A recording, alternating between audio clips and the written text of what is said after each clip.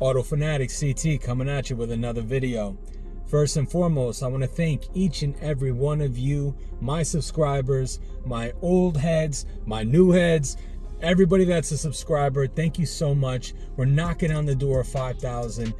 Maybe by the end of this week, we're definitely going to be there. I'm pretty sure we will. So 5,000 is a ton, and I know time is valuable, and for you guys to be spending it with me, it means a lot to me. To the video, I've been getting a ton of questions regarding my suspension, my Active Auto Works catted downpipe paired with the M Performance exhaust. I've been getting questions about my interior. I've been getting questions about how the ride is with the suspension. Is there any drone with my downpipe and my exhaust?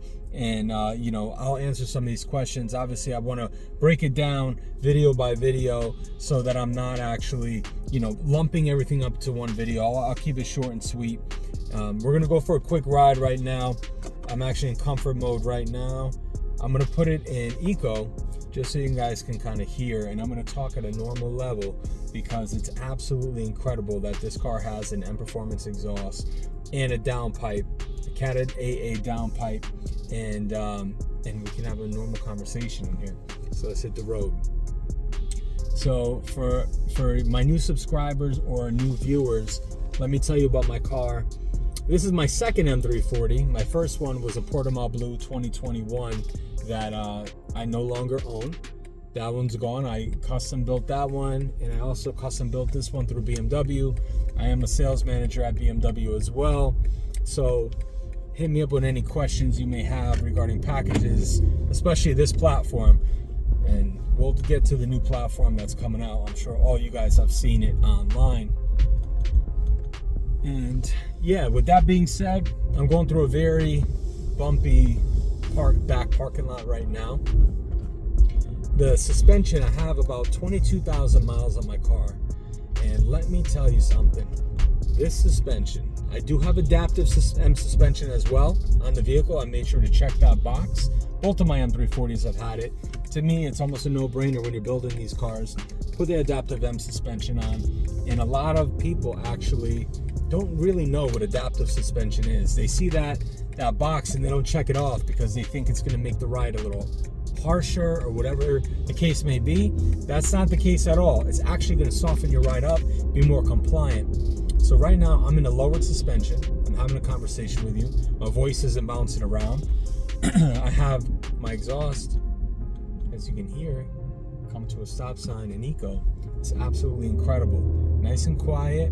You get that little bit of a rumble back there. You hear it, but there's gonna be days that you just don't need to hear that exhaust, that the pops and the bangs, which you still get on deceleration coming to a stop. You get that a little bit with especially added with the downpipe, and it's absolutely a daily driver. This car is the best daily driver that money can buy, in my opinion. And I'm not being biased because I work for BMW or because I own one. I'm telling you, this is the best daily driver that gives you a blend of comfort, sport, athleticism, theatrics, you name it, it's going to give it to you. So just be careful which one you actually get. And when I say that, it's the 26s are tough. There's not much you can do to those cars right now. In terms of downpipes, you can, but it's not the same. 25, 26s, I would stick with the 24 if you're looking for an LCI. That's really the last year, in my opinion, that gives you that rawness out of it. After that, there's some emissions restrictions. So as you can hear, I'm in eco. The car's not bouncing around. Make sure if you do the Dinan suspension, which I personally think is the perfect balance. The Dinan suspension is the M340 of the springs, in my opinion. The H&R springs are the M3 of the spring world. And what I mean by that is H&Rs are definitely going to be lower on your car, but if you have inclines, if you live in the city, if you live on, elevations that go up and down, you might want to stick with the Dinan, trust me. Go back in my former videos and look at all the different wheel setups I've had on this car. I've had the Super wheels on. I had the 800M, I believe, Z4 wheels on the car. obviously the bicolor 19-inch OEM wheels on the car, and I have a surprise in terms of wheels coming up the next few months. You'll see that coming soon. But take a look at my suspension, how the car sits. It's beautiful. It's perfect. You get a little over maybe a finger gap between the front and the rear, the tire between the fender and the tire, but it's perfect. So yes, this suspension is the one I suggest. If you do the Dinan suspension, make sure you get the Supplemental Ride Handling Kit as well. That gives you the bump stops and so on and so forth. A lot of people say you can cut the bump stops. People talk about putting the F80 bump stops on here. Listen, just spend the money, get the proper setup.